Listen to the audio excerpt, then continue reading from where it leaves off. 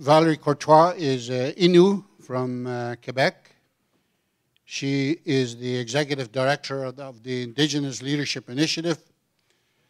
The Indigenous Leadership Initiative is a group that I am part of, along with members like Ovid Mercredi, the former National Chief of the Assembly of First Nations. We have Miles Richardson, the high-profile, high-powered, still high-powered Haida leader from Haida Gwaii. Dave Porter, Bev Sellers, a former chief from interior of BC, who has published a couple of books. So together we are trying to position ourselves to take the leadership, to provide leadership to the environmental organizations that operate in Canada. Our message to the environmental organizations in Canada is, as Indigenous people, we have been fighting government, industry, oil companies, mining companies for the last 150 years because they come and they tell us what plans they make for our land. And with the last thing we need is to have another fight with another group of people that come from the south, from the cities that say, hey, we're environmentalists, we're conservationists, and we have plans for your land.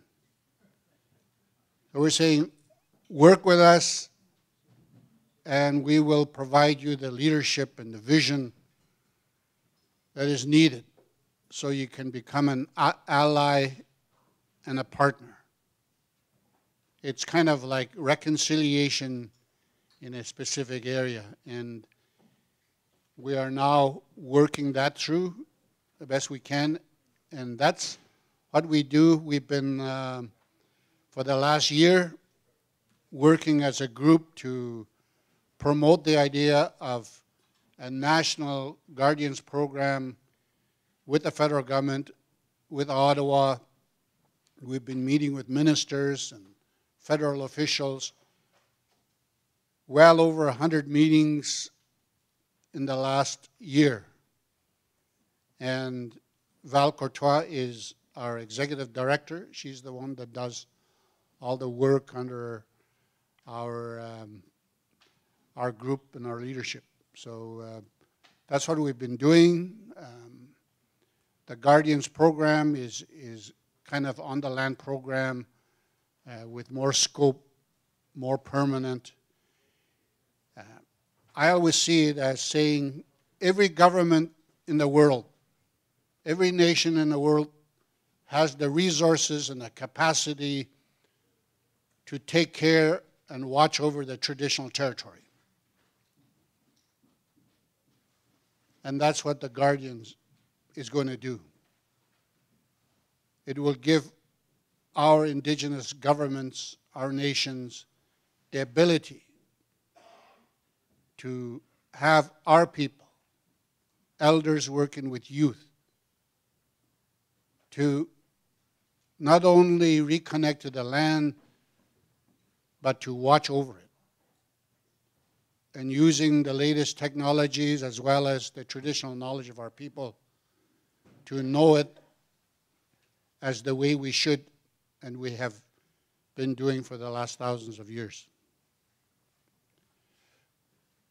So that is Val Courtois. Gloria Enzo is from Lutzelk'e. She's a Quechua citizen from there. She works with the Lutzelk'e First Nation and has been an active member of the land programs there that monitor the traditional Lutzelk'e Quechua territory. She's also a mentor for young adults, trying to get them involved in environmental issues and to become stewards of their traditional territory.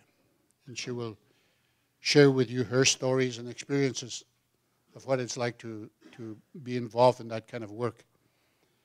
I wanted to tell you a couple things because some of you in the room here I've known since literally high school, since the 70s. And the 60s, for that matter. I mean, that really ages me just standing here. But I want to tell you a couple of things. One is that, and I've never quoted him before, so I thought I'd do it. It's a young Dene leader in about 1975 said to the legislature and Commissioner Hodson and people from the South who were coming up and talking about the last frontier and this beautiful wilderness. And he said, there is no word in our language for wilderness. For everywhere we go, it is our home. And that is my cousin George Barnaby from For Good Hope. Also from Good Hope, and at that time, the people of Good Hope, the Kashautene, were less than about 1,000. And when the Arctic gas pipeline was being proposed, I was there. I was 24 years old, and I think we truly felt like if this pipeline happens, we are not going to survive. The impact, the lack of being prepared to handle the kind of impact that it was going to have, in our hearts, we thought we are not going to survive it. And so when the Berger Inquiry went to Good Hope, and we talked about it, and in the end, the chief went off on his own, and he made the decision to say what he did. And what he said was, it is for the unborn child that in order to stop the pipeline, I am willing to lay down my life. Today you hear that and you think, you know, whatever made him say that? Was that theatrics, you know, being dramatic? And I know I was there. And I know the intensity and what was on the line for us. You know, we've dealt with pipelines since then, and at that time, we had no office, no telephone, we had no staff.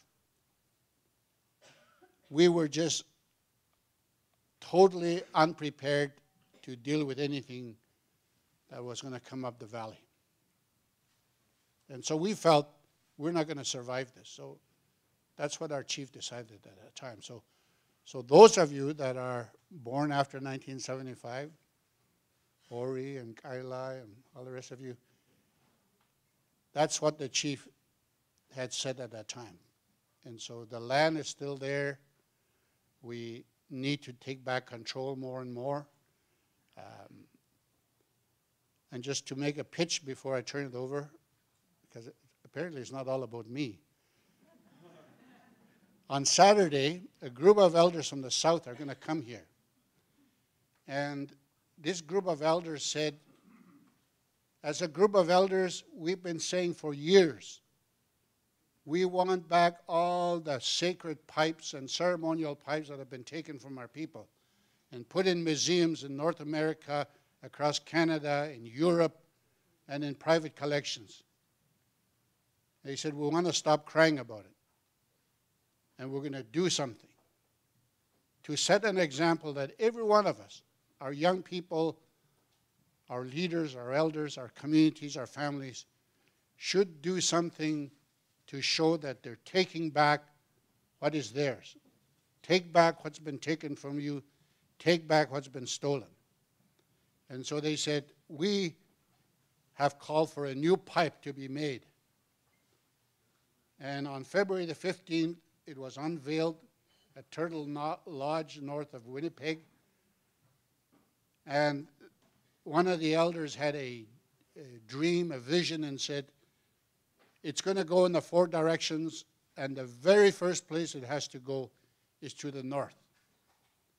And so on Saturday, this sacred pipe is going to come here 9 o'clock in the morning, we're going to gather. Chief Edward Sangres is going to come and welcome these visitors. They are Lakota, they're Cree, they're Ojibwe, there's grandmothers, there's elders. And they're going to come, they're going to have some prayers with us, they're going to have a pipe ceremony, they're going to have a water ceremony. And then in the afternoon, they're going to invite the public, anybody that's here, to share stories about what you're doing as individuals to take back what you've lost, to take back what was yours, to take back your culture, to reclaim your identity. They want to take positive stories of people who are doing things. And I know all over Nunavut, in the land of the Gwich'in and the Inuit, the Inuvialuit, the Dachau, the Satu, the Akecho, there are stories of people doing things every day, sometimes huge things, sometimes little things. And they want to collect those stories and take them with them when they leave here on Sunday to share with the people in the West, the East, and the South. So there it is, my little blurb. Thank you so much, and I will ask Val Courtois to come and speak.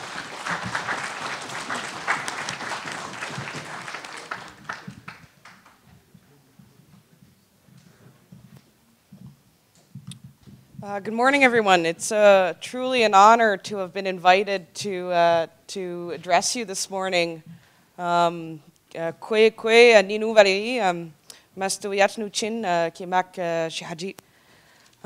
I just introduced myself. I'm Valerie. I'm from Mastuyats, which is the westernmost Innu community in Quebec, but I now live and work in near Shihajit or in Labrador with the Innu in Labrador.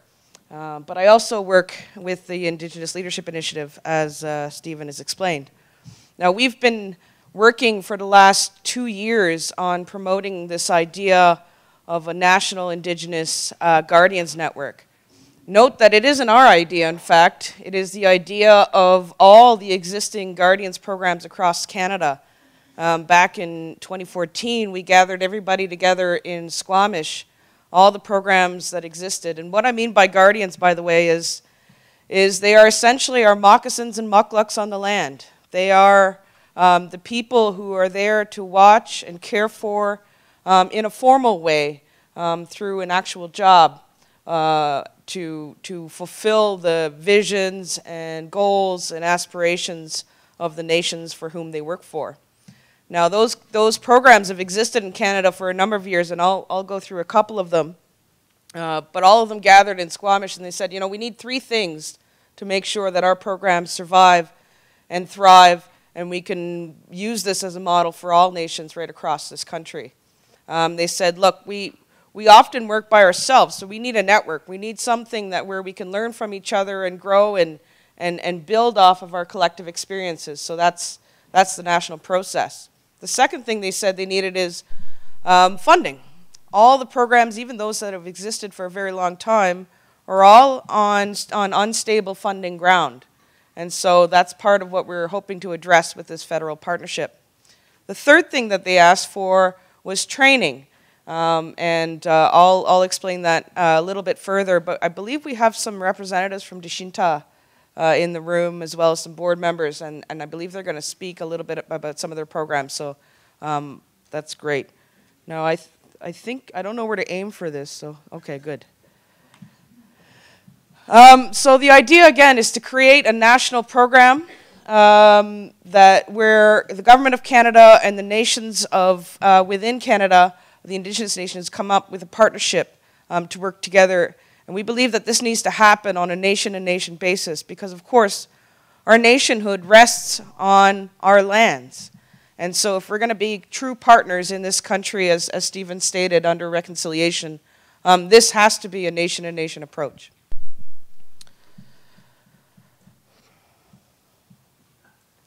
The idea is that we would build off of the local programs through training and through the jobs into a system where there are regional networks which feed into the national network. Now with Deshinta, we've built a training program, a pilot program that we help fund that started 2 summers ago in Caribou Pass at Dechinla, and is now continuing. There's a spring semester that's just about to start in Blatchford Lodge. I think I'm dinging here. Twitter. Thanks, guys.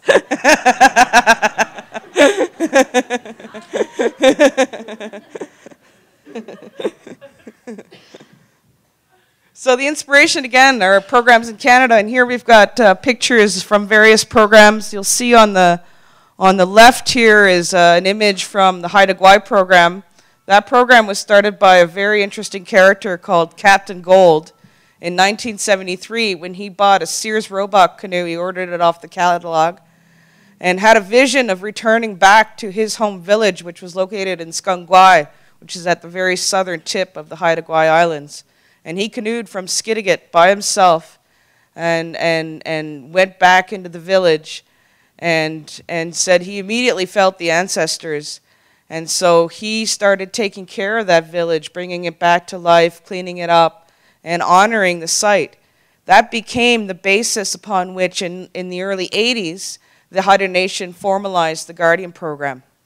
The second oldest program is the Innu Nation Guardian Program. And in fact, the word guardian is a translation from an Innu word, which is Kanatuquatak, which means to care for and to watch over. And so the Innu Nations program started in 1992. And interestingly enough, back in 1992 was the collapse of the Atlantic salmon commercial fishery, if some of you may remember that. And the Innu Nation at the time was approached by the Department of Fisheries and Oceans federally, where they said, you know, we want to have officers and we want to give you some tags and quotas for your harvest of the Atlantic salmon. And the Innu Nation's response was, no, we can do that on our own. We don't need your officers. We've got our own people who can do that. We've got our own laws and our own rules and our own ways of managing our take of Atlantic salmon. And that inspired, in part, the creation of the Department of Fisheries and Oceans Fisheries Guardians Program. A little bit later, there was a forestry crisis in Labrador where the government of Newfoundland and Labrador wanted to harvest up to 400,000 cubic meters on Innu lands, put a pulp mill in Goose Bay, and really continue to develop the area around Goose Bay. Of course, the Innu Nation said, no, the forestry is going to have too important an impact. And so the Innu Nation imposed its own forestry system, and that actually became the basis for what is now law in Newfoundland and Labrador, and that is to have an ecosystem-based approach that is built from the communities up. Then we had the largest nickel ore find in the world. It later became the Voisey's Bay nickel mine. That mine is still to this day the largest nickel mine in the world. It operates on shared lands between the Innu Nation and the Inuit of Labrador, now under the government of Nunatsiavut. And they are the first mine that had permanent staff or monitors on site that do not work for the mine, they work for the nations. And they watch what happens on that mine.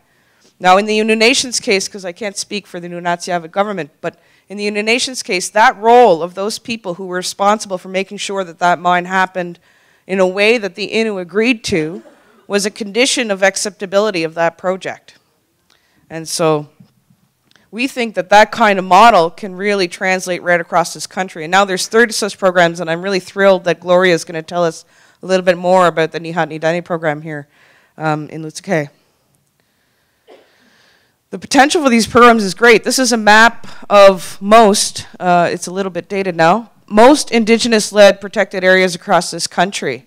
And I made this map by kind of looking at what are some of the examples where the indigenous peoples had the ability to hold the pen, where they decided the boundaries of these areas and the measures within them. And if you add up all these areas, there's actually more than 1 million square kilometers of protected areas that are done by indigenous people in this country.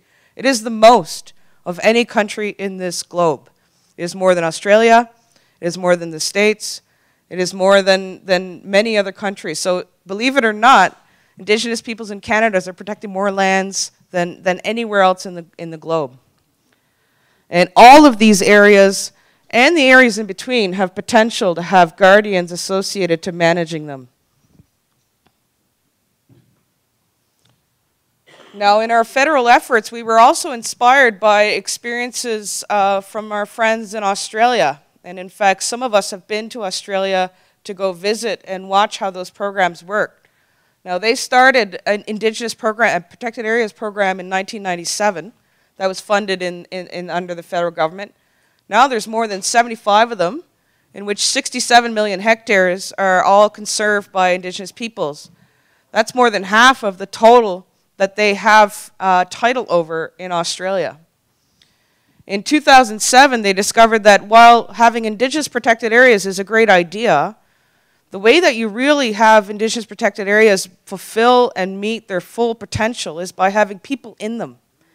And so they created a program called the Working on Country program, where they have rangers troops, both men and women's rangers troops, who are responsible for managing many of these lands.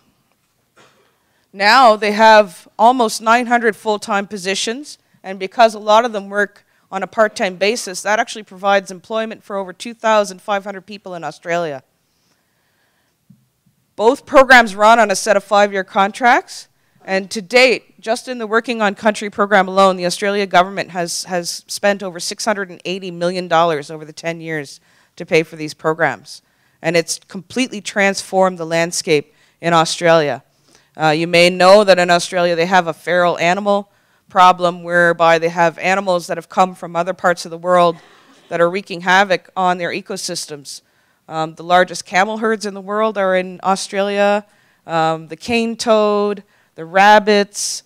So now the Australian Rangers are actually responsible for managing those feral animals and dealing with that problem and the impact on their ecosystems. That program started off in the Environment Department in Australia and is now managed through the Office of the Prime Minister.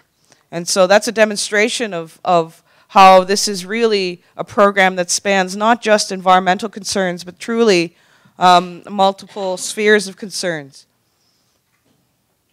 So those are the Indigenous protected areas in Australia. You can see they cover a significant portion of the country. And these are where the Indigenous, the Working on Country, or the Rangers, are working on Australia. So you can see there's a clear overlap between those two programs. And in fact, we're hoping to have some folks from the Northern Territory in an IPA called Waterkin join us in Canada very shortly to do a tour so that we can really learn from their experience and have folks like yourself be able to meet and talk with them. They in fact came a couple years ago in Yellowknife, and I believe, Gloria, you met them? Yes. So what's the impact of the program? You know, in Australia, they've done a really good job of measuring the impacts of this program. And they've not just measured the kind of the direct environmental management or feral animal management, but they certainly measured the social impact of the programs. They've found that this program has markedly reduced the rates of incarceration of Indigenous peoples, a problem that we also face here in Canada. The rates of violence against women. Of course, when people are working, they're happier and they're less likely to come out and be violent. It's improved, in the Australian case, the taxation system for the country.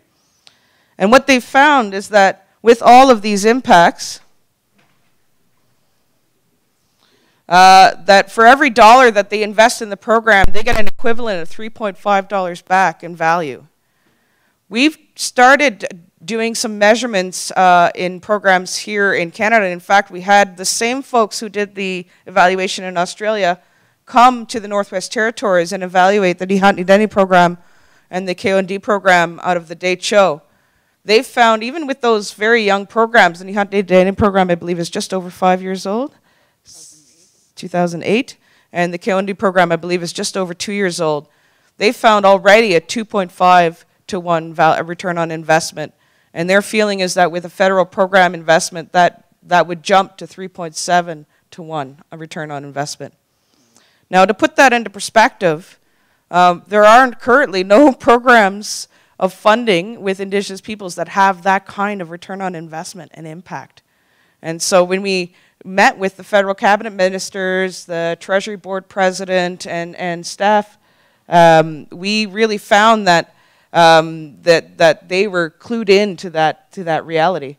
Another piece of perspective, we just met with Catherine McKenna, the Minister of Environment and Climate Change, and she stated that the Canadian park system, they did an evaluation, they get a 3-to-1 value back on the Canadian park system. So they could even be investing more and getting more out of their money even within the park system. This is a picture of the very first Guardians pilot that was taken at the Shinla. Mandy, I think you're in there somewhere. No? You missed our group picture. By the way, there was an eagle flying right above us when we took this picture. It was quite remarkable. And this is why it matters. Our youth, our communities, our elders, and learning how do we manage our lands and be who we are for our own future. So a couple of pretty pictures here. This is Toby Pokwe. He's the guardian on the Voisey's Bay site. By the way, he actually saved the company millions of dollars because he caught a spill in an area where there was currently no company representatives that were spending time there. And he's one of only 4 that have access to the whole mine because of their job. In fact, they have more access than the mine manager, believe it or not. And he was patrolling, and he noticed a spill. And that was going into a fish-bearing stream and out to the ocean. And because of his presence, he was able to intervene very shortly. And while the company was still fined, I believe they were fined $3.5 million for that spill, it would have been much, much, much worse. And so Voisey's Bay Nickel Company, and what is now known as Vale, has definitely recognized the value of their investment in this program. By the way, they pay for this through the Impact Benefit Agreement with the Innu Nation. These are guardians in Eskasoni on Cape Breton Island doing some water measurement. I live next door. Yeah, great. Those are your guys.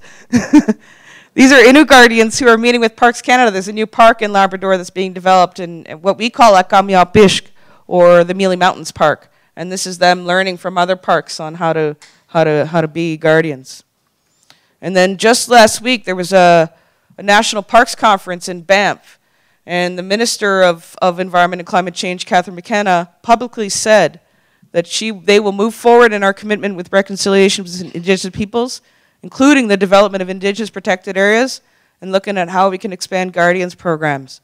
So, next week, on the 22nd, is the federal budget.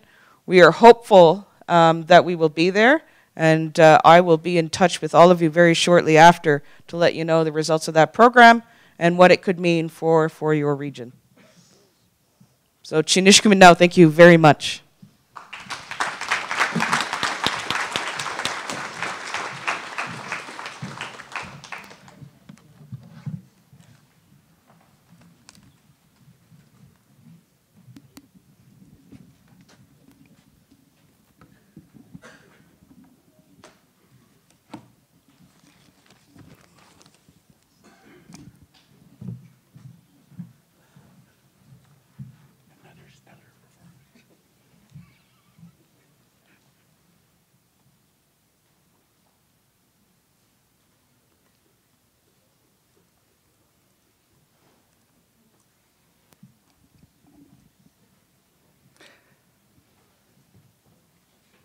I just want to talk a little bit about myself. My name is Gloria Enzo. I come from Litsake. I'm a Litsake Dene First Nation member. I want to thank the community of Deda for gathering us here today. I give them much thanks. And I also give Valerie and the organization thanks for giving me the opportunity to speak to you guys today. I'm a mother of 3 boys, average land user, and I'd like to say mentor to young adults that are growing in this world that, in a way, we're still understanding. So with that being said, my current role right now, I work for the Wildlife Department within the Lutzagadena First Nation. I did run the Nihatnidina program, a founder with, among elders, community elders that started the Nihatnidina program in 2008.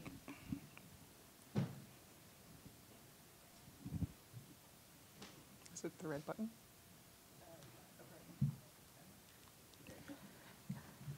So this picture right here is a picture of my late mother blessing the water. My late mother's name is Liza Enzo, and my late father is Billy Enzo.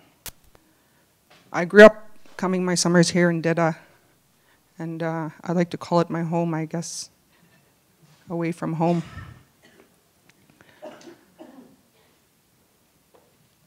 The one thing that my parents installed in me is the fact that our land is important to us. And this is her teaching the young children how to bless the water, because that is the day that we were traveling from our sacred area back to the community of Lutzagat.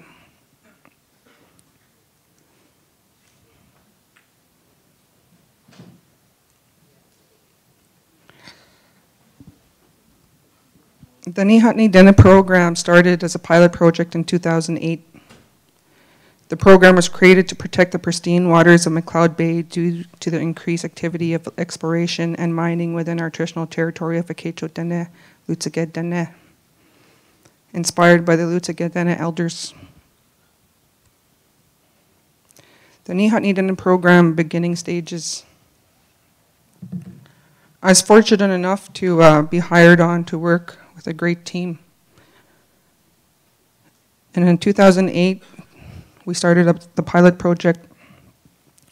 And the things that I remember from the beginning stages are key words that the elders passed on to me. They talked about Nedeha, Neskeneha, Nezonaderha. And they talked about our future and how we're going to live with the land and how healthy that the land's going to make us as people. My key observations at that time were these elders have so much knowledge. They knew the waterfall. They knew migration routes, trapping areas. They held all this knowledge. And while I was sitting with them, learning from them, to know that they know where our water comes from, how it flows, where the caribou migrate, where it's good to hunt moose, where to pick berries, all those things. To know that they held so much knowledge. That's when I knew they passed on to me the importance to monitor our waters and lands and to make sure visitors are respecting our territory. So in 2008, we started working with others and finding money, developing a program, and hiring a team.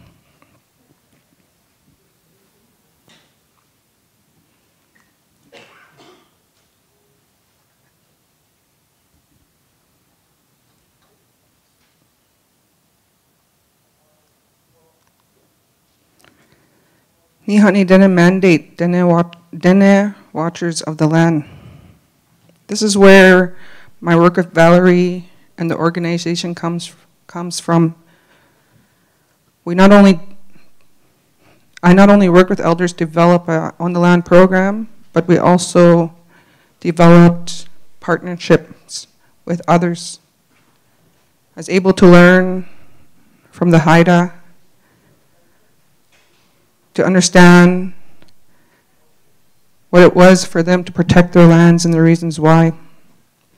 And visiting their lands gave me an insight of how important not only my lands are, but how important other lands are to other First Nations, and how we're all trying to do the same thing. So the Nihatnidina program mandate is to maintain the integrity of the cultural sites and the natural beauty within Taitan and Nene, to host and provide interpretive tours for visitors in the area, monitor and document visitor activity, culture, futures, and environmental wildlife values, and transmit culture and scientific knowledge to younger generations.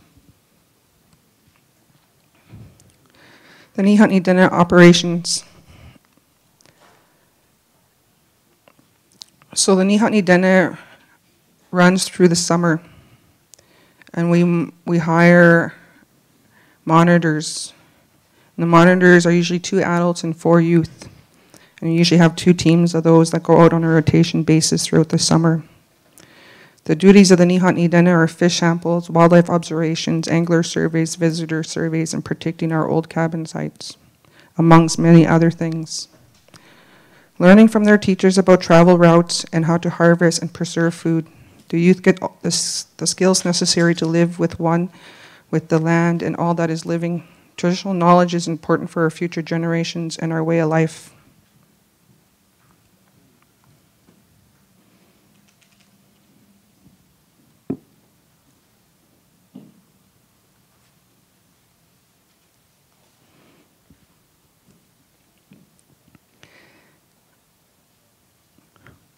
I think I'm going too fast. The Nihat Ni Dene program future goals. The community history of monitoring has developed some excellent internal capacities. Capacity and outside expert capacity has been relatively stable. There is still room for improvement for training and expansion of Nihat Ni Dene. The community maintains a strong vision for its traditional territory and its role in it.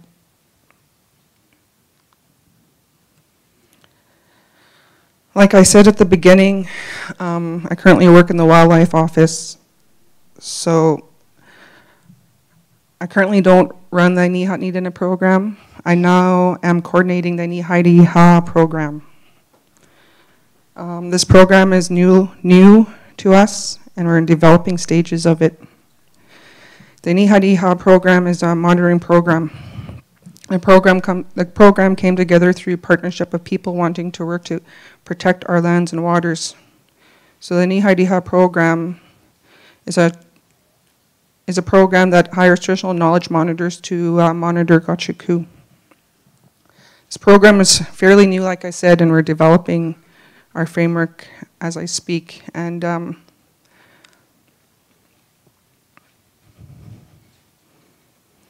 these programs that I am able to participate in, the reasons why I bring up these programs is because I'm a community member. I live in a community. My moccasins are on the ground there. And the fact that we send out young people and adults onto their traditional territory. And the things that I see, my own observations for my young people and my people at home, is the teachings are skills that people need to heal. So when we send our young adults out, we're actually sending them out to heal. They learn to harvest wood and make fire. They learn to trap and skin. They learn to hunt and prepare food. They learn to collect water and clean. They learn to be with oneself and learn to practice spirituality. They learn marking points for rites of travel, learning the skies and changes.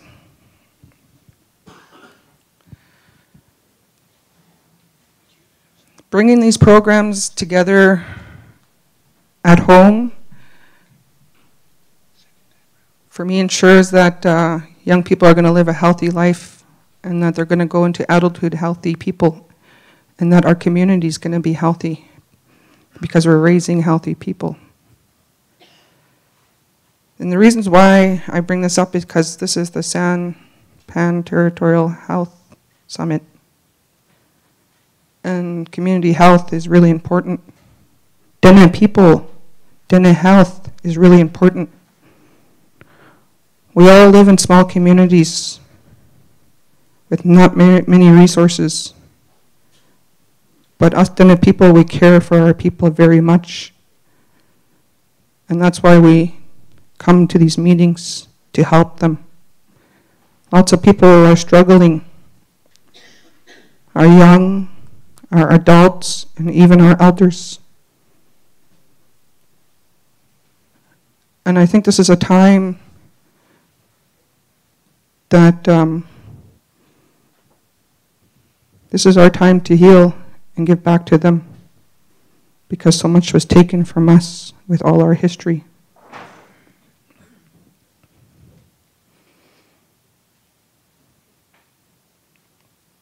On the land programs, through the land programs, you begin to observe individual change, more youth applying, confidence builder, strength in appearance, skill gained from being out on the land and on the waters. They're happier, helpful, and respectful, more community interest. The individuals that take interest of the land programs have responsibility of protecting their home. They take pride in maintaining their homelands.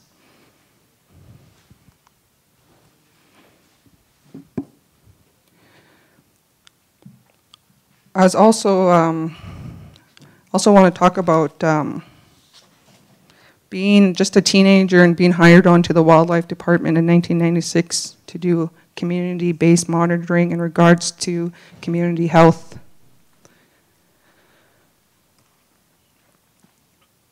That's when the mines first started coming up and exploration was happening, and our people at home decided that a survey needed to be taken to measure the health of a community. So in 1996, there was a survey done, and I participated in it amongst my fellow friends. And within this community survey in 1996, we looked at things like family well-being, child wellness, healing services, and individual wellness. And all of this encompasses a healthy community.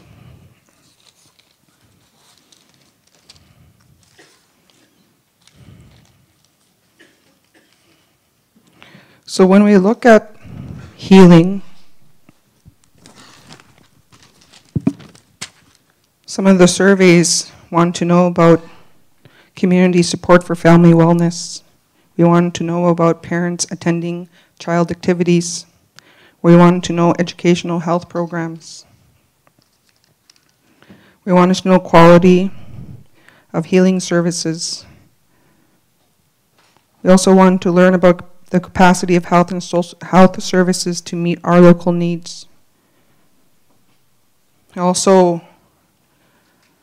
realize that there is a need for respect for diversity in healing approaches. Child wellness. We want to learn about if our children were happy and what kind of quality of life they were having.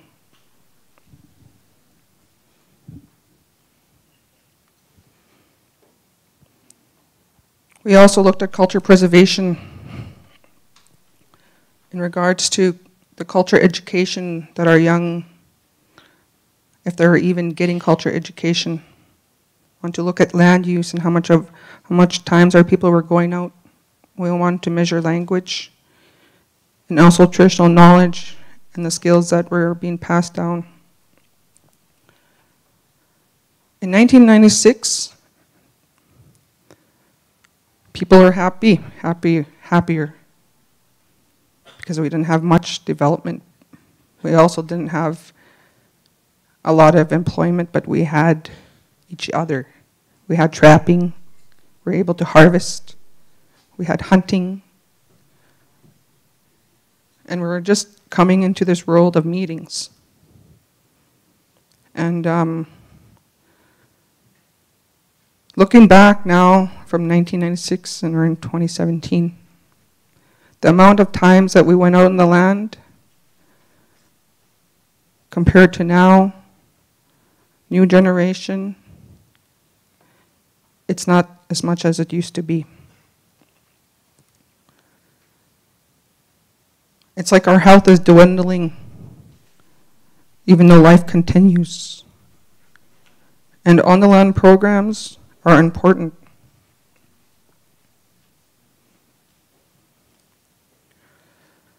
These are GNWT indicators. I was just mentioning our indicators in regards to healing and culture education. The GNWT indicators are not the same as our indicators in regards to our well-being and our health and our community's health. Us Dene people, we care for our land very much. And we care for our children very much. On the land programs are very important in regards to how we live in the community with each another and how we live with the lands.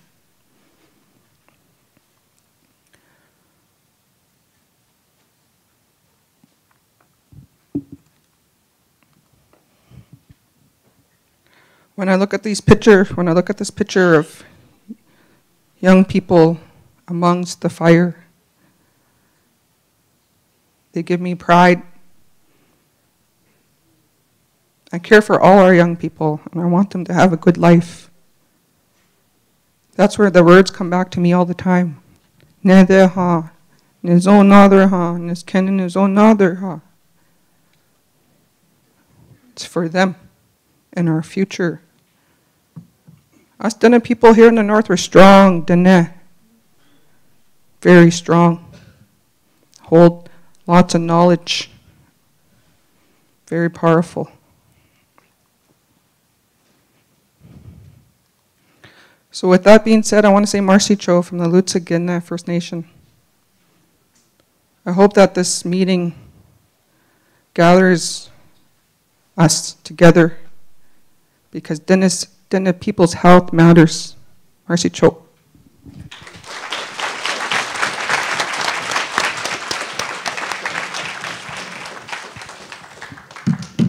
Thank you. We have a couple of minutes, and just judging from my own experience, you know, when you get up and you give talks, you sit down, you realize, geez, I forgot something. Without knowing it to be true, I was going to ask Val if she forgot anything that she wanted to add. And Gloria. Thanks, Stephen. I think the only thing that I would add is that, you know, I'm really excited by the presence of all the types of on-land healing programs, because I think those are really the seeds upon which Guardians programs can be built, and especially the way that some of your programs are being run, which is one from a healing lens and one of a cultural revitalization and strengthening lens, which is exactly the right route for Guardians programs which are formalized. The second thing that I wanted to add is that, you know, as governments who are coming into self-governance and figuring out who we are as nations, we have some responsibilities that come with that. And some of those responsibilities cannot be fulfilled in other ways than through Guardians programs. And so it is really a way for us as nations to grow and fulfill who we are to be as nations, and be in a place where we can interact with the other nations in this country, including the Crown governments.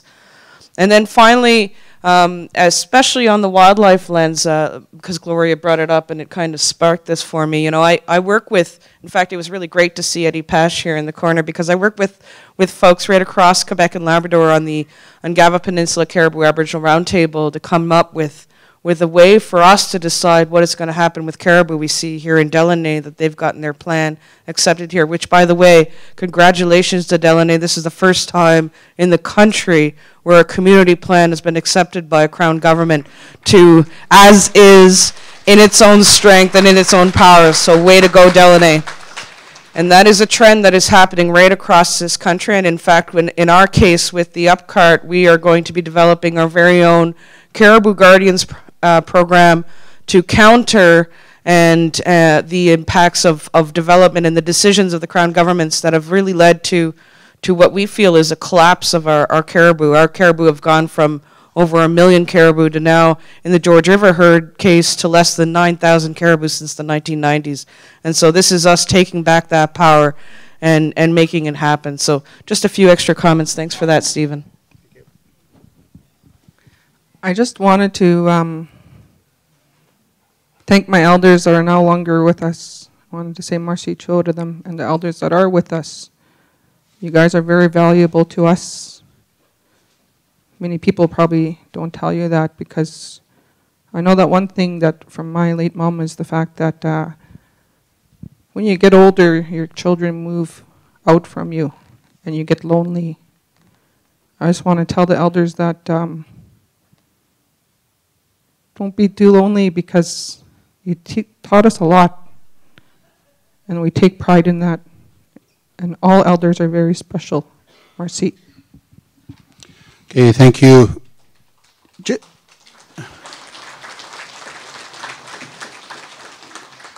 Just in closing, I wanted to share something with you, because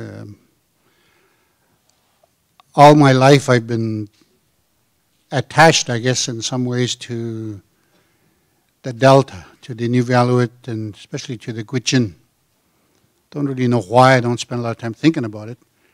But the last time I was up there, one of the Gwich'in elders spoke with me, and he gave me something that I wanted to share with you.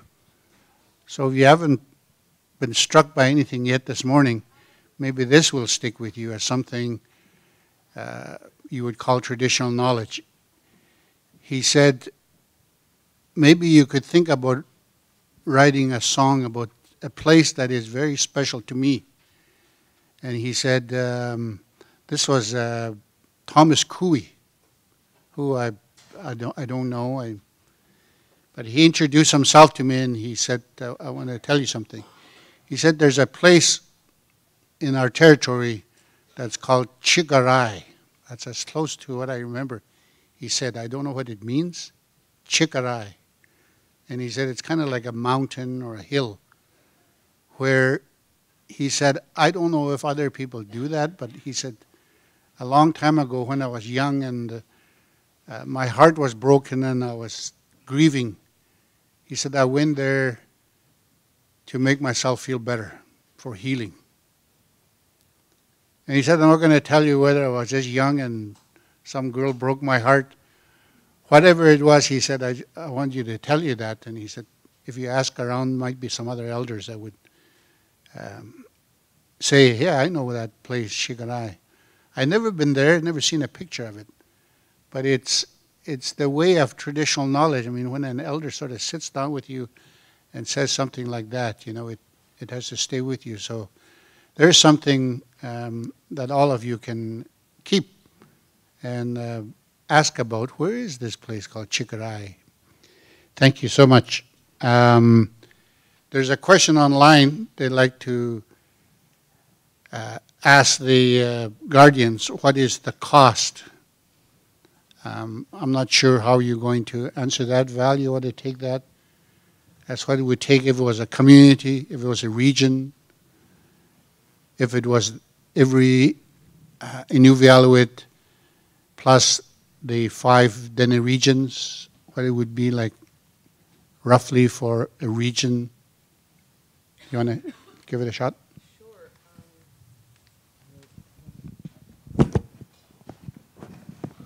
Okay, perfect. For the national program, now we costed it out for not every nation, and we figured that it would be good for the federal government to come in for the core program, or the core team within the programs upon which other things could be leveraged. We estimated that for a 5-year program in Canada, that could cost up to $500 million. Now, it sounds like a big number when you think about it. I mean, the process for the Mackenzie Valley consultation process cost about $500 million. And so it's actually not that much money. I'll speak from my program. I don't know if Gloria could speak more from the cost of the Nihantni Dene program. In the Innu Nations case, we estimate that every guardian costs about $100,000 a year in equipment, salary, training, uniforms, and in order to coordinate with the rest of the programs in the community. And when I was running the program, we had between 15 and 18 guardians, and my budget was about $1.5 to $1.6 million for the Environment Office. So if that gives you an estimate of kind of what it costs to run these programs, it sounds like it could be a little bit, but a lot, but it's really not when you think about it. From the value of the money that you get back, or the return on investment.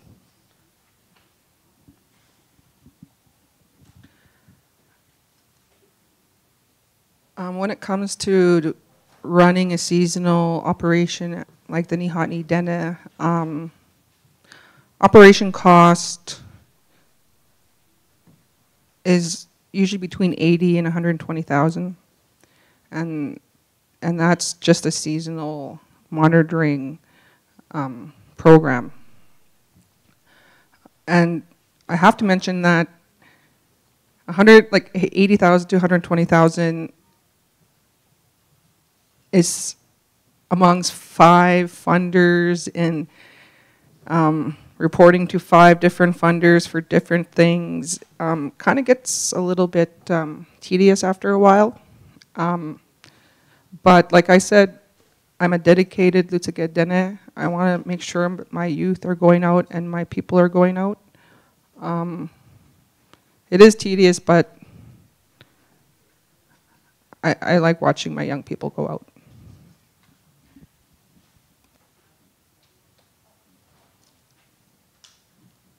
Okay, I think